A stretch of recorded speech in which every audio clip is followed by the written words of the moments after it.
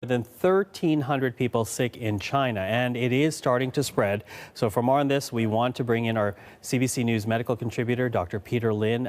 We wanted to really separate the fact from the fiction here. So thank you for joining us today. Thank you, Michael. You know, we are asking people to join in this conversation. So if you at home have questions, you can do so on the CBC News Facebook page, Twitter account, as well as on the YouTube pages. Just put your questions there, become a part of the conversation. And to that, I actually want to begin here with a question that we got from a viewer, because we also sent out our cameras yesterday to find out what people are thinking, feeling about this. So let's begin with one question here about the coronavirus. Take a listen to one person and what was asked on the street. It seems like it has very similar features like the common cold or another, harder cold. So what exactly would be the difference between like a common cold or even a harder cold vis-a-vis the coronavirus? And that's a interesting question, because the coronavirus is any number of different viruses. So what makes this one different from the others? Yeah, so coronavirus is a family of viruses, and some of them actually just cause simple stuffy nose, that kind of thing. It's because of the way it's built. So think of it like a tennis ball, and the coronavirus has these spikes that come out. Those spikes allow it to attach to certain cells. So if it only is allowed to attach to the nose cells, those spikes, then it's cold. However, if the spikes allow it to connect to your lung cells, now that can go down and it can cause the pneumonia and shortness of breath. So the way the coronaviruses work, all viruses, they need our machinery to make copies of itself. They're trying to borrow our factory. So when they attach to the cells in the lung, what they do is they then inject their blueprints, and it says, the factory, please make all of these viruses for me. So as the viruses are being made in your own cells, it becomes too many, and then it explodes, and then it kills your cell, and then go and infect other cells, and then I can cough it out. So that's why when we take a picture with somebody with the Wuhan virus or the SARS virus, which can connect in the lung, all of a sudden you see this fuzzy white stuff in the lung, and the lung is being damaged. So one of the key symptoms that we're seeing is that people get very short of breath, they're not able to breathe, and that's why they end up in hospital. And I guess part of the concern here is if people are right now feeling that they have the symptoms of the common cold, or say maybe even the flu, at what point do they have to worry about perhaps having been into contact with this coronavirus? So the good news is that the coronavirus we're talking about from Wuhan has not landed in Canada. So there's no patient here. There's some that are being tested, but there is no patient here. So therefore, that particular virus is not in Canada. So if you have cold symptoms right now, it's either a cold or the flu. The flu would be like a Mack truck, where it feels like you were fine, and then it feels like something toppled you over. That would be the flu-like symptoms. Whereas the cold is a very slow, progressive, runny nose, kind of slow, sluggish kind of thing. And just remember that nobody has this fancy coronavirus right now, so therefore you're not at risk. But if they happen to coronavirus, or if it makes itself known in this country, yes, what treatment options are there? So there's no treatment options, unfortunately. So we don't have a direct treatment against the coronavirus. So it's all supportive therapy. So that's why they quarantine the people, they get them into hospital, and it's supportive, meaning they can't breathe, we give them oxygen, they can't drink, we give them fluids, their kidneys shut down, we help them. And really what we're doing is we're waiting for the body's own immune system to fight it off. So basically what happens, your army, your immune system comes and fights with whatever it has. Very quickly it says, I need to build a special weapon. We call those antibodies. So basically the antibodies can recognize those spikes. So the antibody grabs a hold of the spikes, and then it gets rid of the virus. So that's why 3-4 days later, people start getting better from a normal cold, because the antibodies have been made. Unfortunately, with SARS, it was so fast that it killed people before you can. So that's why it was a bit lethal. And here we're seeing some similarities in that situation. Also, the elderly, their immune system is not so good. Mm-hmm. So therefore, they might not make it, and then make those antibodies. And then finally, these things came across from an animal. So it's quite new. So our immune system, they don't recognize it, and that causes further delay. Okay, I'm going to get you to hold there, but we're going to continue our conversation with Dr. Peter Lin online. So you can watch on our Facebook, YouTube, and Twitter pages. Post your questions. Matthew, we have your first question. We'll begin that in a few seconds. Stay with us.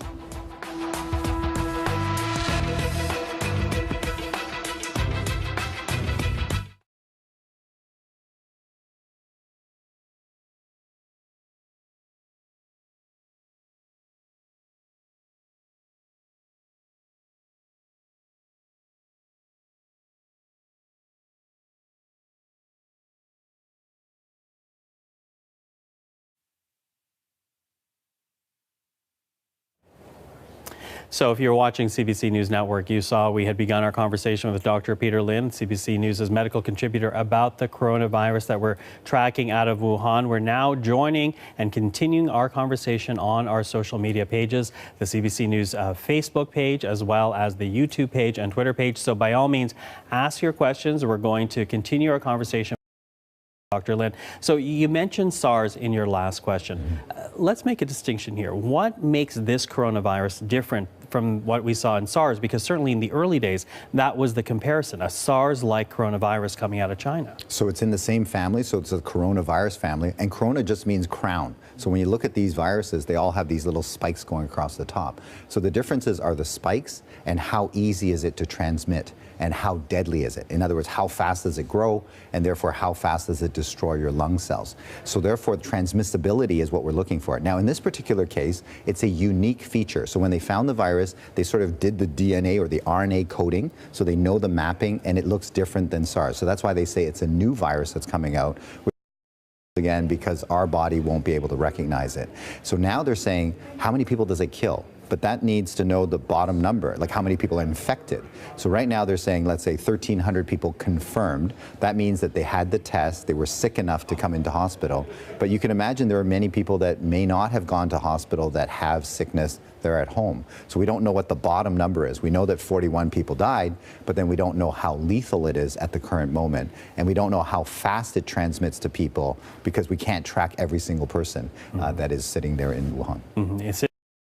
I think that leads us to Ryan Hammond, who's on YouTube, because he wants this question answered. How did this virus even become a thing? Where did it come from? So coronaviruses predominantly live in animals, okay? So bats and cats and dogs and camels and snakes and all that kind of stuff. So they like living in there. Now, because in China, there's this market where there might be live animals being sold, you now have people coming into close contact with the animals. And so therefore the virus is made in the animal and then it crosses over. Now, you do need some mutation for it to get into our lungs and then attach, because if you don't have the right key, our body is not going to allow it to attach. So some sort of mutation happened. Now this thing crosses across to people. Now the hope was it would just stop there. In other words, animal to people, and then that's it. But then we started seeing healthcare workers getting sick, family members getting sick. Those people never saw the animals. And that's when they realized that it's now going from one person to the next. And what they're going to look for is super spreaders. So if they see a person that infects many people, then they have to worry, did the virus mutate again? So now it's very easy to go from one person to the next. So these are all the things that they're tracking. And then they can get the samples and then test, has this thing changed 31st? And if it has changed, is it more lethal? Is it easier to transmit? That's what they're tracking right now. You know, you and I were talking in the back before we came on air. And what I found interesting was that if one of us was, for example, a carrier, one would not have to necessarily sneeze into another person's face. You could sneeze, for example, on a table and still catch the virus on a table. Right, because the key thing is that the virus needs us to move it into your lungs. So for example, if I sneeze and you breathe that air, that's the easiest way to get in. Because the virus really has no wings and no feet. It requires us to do the job. So let's say I sneeze and then now the particles settle out on this table. So you come along, you touch the table, you have the virus on your hands. So that's why people are saying don't bring your hands to your face, because then there's a chance that the virus can be breathed in. Remember, it has to get to your lungs to attach, because that's the only key that it has. So that's why we tell people no hands to face. Somebody's sneezing, stay away, so that way you're not breathing in that stuff. The other one, I know that everybody teaches, cough, sneeze into your elbow. I never quite understood that, because now you have millions of viruses in your elbow. And what do you and I do? So I'm talking to you, I go, Michael, okay, this is, and I put my hand on here, and then I shake your hand, and now I've passed it. So sneeze into a Kleenex, get rid of that. And so those are the most common places. The other one is the floor, because a lot of particles end up on the floor, and we have backpacks and bags that we put on the floor. You pick up the backpack, you touch the bottom, and again, if you can remember anything, no hands to face, and that would be helpful. Those simple masks that we're using, one of the reasons why they work is because it stops me from touching my face, and so therefore the virus doesn't have the portal to get into your body. Okay. And that leads me to another one. This is from Nicopolis Catherine on Facebook. And she asked the following: will this affect imported foods? There's been many food contaminations infected with illnesses lately. is this a case where food that comes to us from Asia might be suspect? Yeah, so the key thing is majority no, because when you eat the virus, the good news, you have acid in your stomach, it will destroy this particular virus. And remember, it only has the special key, the docking spike for your lungs. So that's why the virus really needs to get into your lungs. So therefore, if let's say it was from chickens from before, the chicken meat itself won't have anything. And so the idea is that you would have to breathe it in from a live animal. And so that's why in those markets in China, that's where, and by the way, it's illegal, but yet it continues on. And so that's why breathing it in is so important. Whereas if you ate the meat from it, it wouldn't actually affect you. Okay, let's bring in another clip here. As I said, we went to the streets of Toronto, asked some people what they were thinking about their questions. Take a listen to this question. And this has to do with the information that we're actually getting from Beijing. Take a listen. I've heard that like certain like Chinese citizens are saying that the government are like misreporting the actual cases, like how many cases there really are. So I guess I would ask a doctor, like, how much can you trust like the data that's coming out? What would you say to that? That's a good question, and that's what happened in SARS, 20 years ago. Basically, it was information that wasn't shared. Now, initially, the World Health Organization is saying that China has been sharing, which is true, because right away, we've now got the gene of this thing. We've mapped the whole thing out, which means that they identified it and they talked about it. In terms of the numbers, part of it may be that they don't want to report the information. Part of it also might be the information is changing so quickly. As you and I have looked at, one day it's 8 people, the next day it's 17, the next day it's 41. Like you keep turning around and the number of deaths are quite high. And they're also running out of supplies. In other words, that special fast test to check for this virus, they're running out. So if they don't have it, they can't label that person as having the virus. However, there are reports sort of on social media that I can't confirm, but doctors are saying there's huge lineups at the hospital. They're running out of supplies, masks and things like that, because if you lock down a city, your transportation system, you can't bring in all the goods as well. So therefore, the next sort of crisis that we have to manage will be what happens during these lockdowns in these cities. Are we going to get the medicines that we need, the masks and all those other things to the right places? And can we take care of these people? And that's why when I heard that they're building 2 hospitals that are 1,300 people, it means that the problem is quite big. So for example, initially we kept saying it was a couple of hundred people. Yeah. If it's a couple of hundred people, I don't need to build a new hospital. I could absorb that. But the fact that they're building 2 complete hospitals there means that the numbers are very large on the ground. So we may be missing some of the people. And for sure, there are sick enough to go into hospital that have the virus that may be now spreading this virus further out. So could this be a tip of looking at here? Yes, very much so. And the worry is that when that iceberg tips, in other words, like a tipping point, right? There's a point at which you just can't contain people, right? So the was in that wet market, during that time. But the problem is the person got sick. They don't get sick right away. There's an incubation period. So maybe he got exposed today, but won't show symptoms for 4 or 5 days. So all the people around that time would have spread out already. So trying to contain it at that point was already difficult. But now imagine trying to contain it as people move to Shanghai and Beijing and things like that, and trying to shut down transportation now becomes very difficult. And it does cause some panic in people because they're not sure, is it just floating around the air? By the way, it is not floating around in the air. So those droplets will settle out. So it's not like you're walking in a deserted area and you're going to breathe. Not that kind of virus. Okay, not that type of virus. Although you mentioned masks, and I want to bring in a question here that we got from someone on Twitter who goes by Noyo.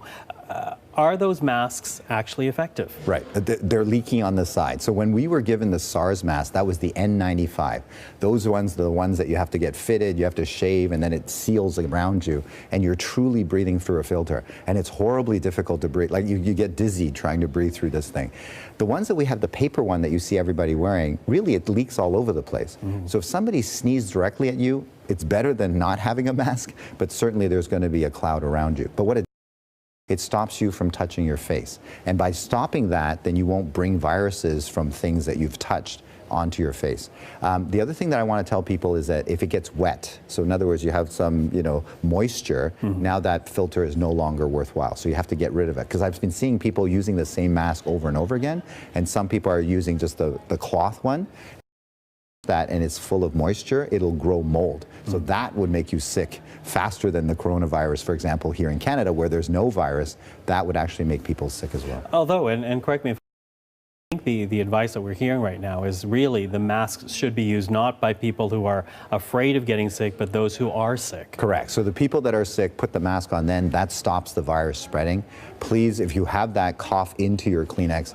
And what we're also telling, because the news is so broad, that now everybody knows this. So if you know somebody coming back from China that gets sick, then basically those people we have to protect and then get to a healthcare facility. So the fellow that was in Washington, he landed, there was no screening. He read about this and he said, I'm one of these people coming from China. And then he reported himself to the health authorities, the doctors, but he called ahead. He said, I've been there. And so they took precautions. Nobody in the healthcare team got sick. Nobody in the family got sick. So in other words, we can manage this if we just do these simple things. It doesn't have to be this sort of horrific pandemic that everybody keeps warning about. And offices, at least the ones around here in the GTA, which I can speak to, that when you go to a doctor's office or a hospital, there are the microbiotic lotions that you put on your hand, and they give coughing or you're sick, wear a mask. So follow those instructions. Right, and those are very simple things. And if you've been traveling, just always call ahead and just say, I've been traveling, I'll be coming in, I'll have a mask, and so on and so forth. So in other words, if we handle these patients well,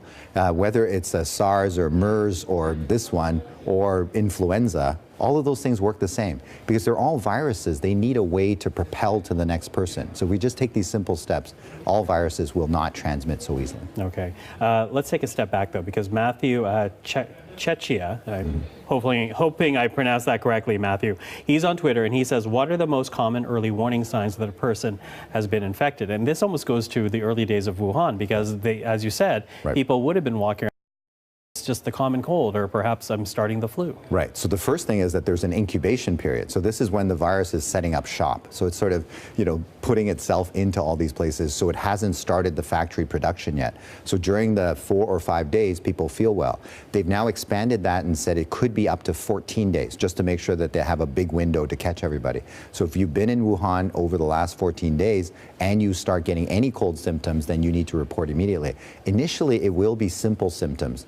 Coughing, cold, sneezing, a bit of fever, and then quickly it'll get into this lung situation where you're destroying your lung cells, so now you can't exchange oxygen, and this is where people start feeling short of breath and end up in hospital. Our goal is never to have that situation, to find these people earlier as they land in Canada. In China, it's a different story. They don't have like a plane landing as the event. This is all over the place now, and that's why they're having difficulty containing. Well, let's talk about that. You say if you're coming back from Wuhan, but what if you're coming back from Hong Kong? What if you're coming back from Thailand where they've reported cases, in Japan where they've reported cases? How wide does your frame of reference have to be before you tell a health official, by the way, I was traveling in so-and-so area? So nowadays we tell everybody, if you've had travel in the last 2 weeks, just tell everybody.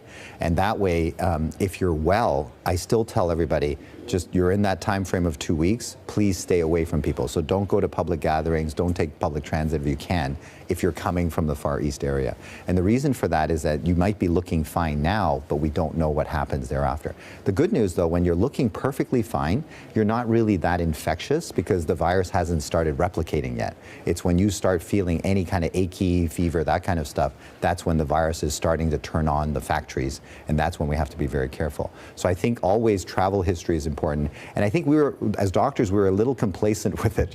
We had gotten through the SARS and the MERS and everything else. But now I think everybody is now asking about travel history, and it's in the last 2 weeks that's the most important right now. Okay, so and we're looking right now at where cases have been detected, so people can be aware of that. There is one question here being asked, and before we actually began our social media conversation when we were on, you were talking about the elderly versus those that are younger, that are more able to create the antibodies to fight this off.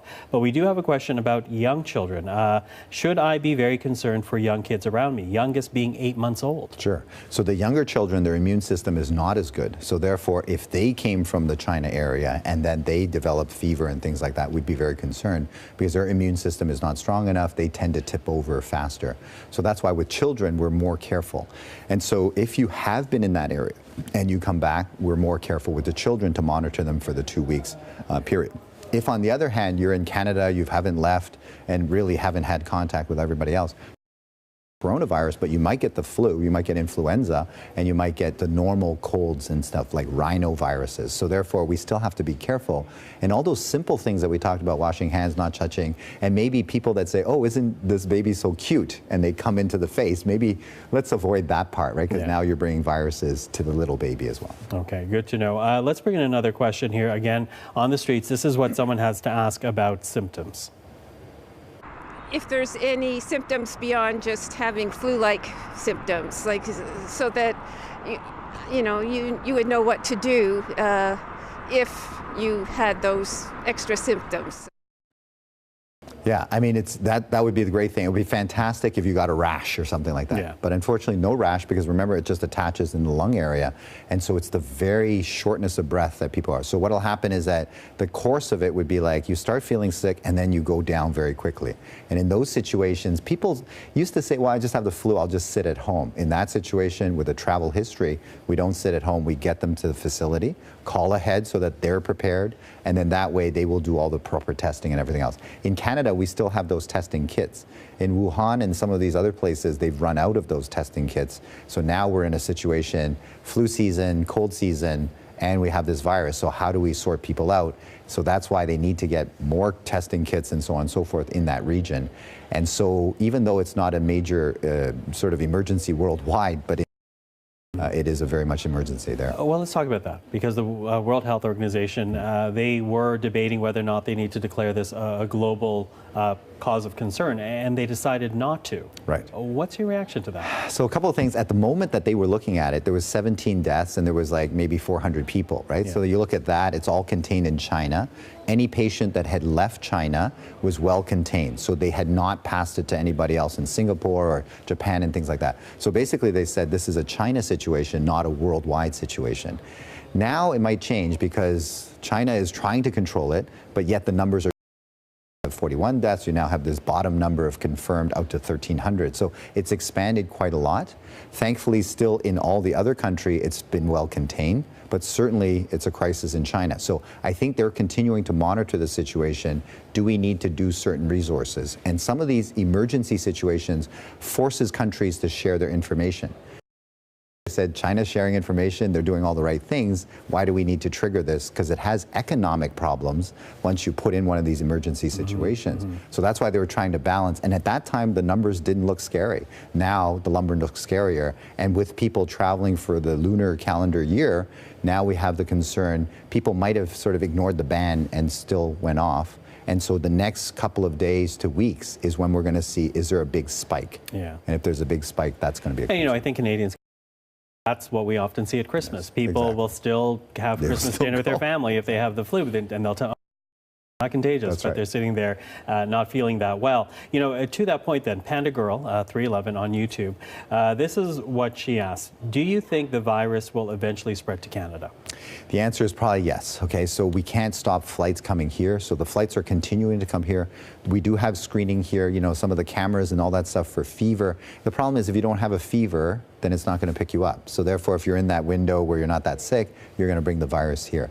The good news is that because there's so much media coverage. You and I have talked about this, and this has been on the forefront. Anybody that's coming in from China, I'm worried about them, right? Like, so if my friend is coming from China, I'm going to say, hey, stay at home, okay? Yeah. Don't come out, don't go into a big train. So if we take care of those people that are flying in, then we should not have a big pandemic here again. SARS was different. We didn't know.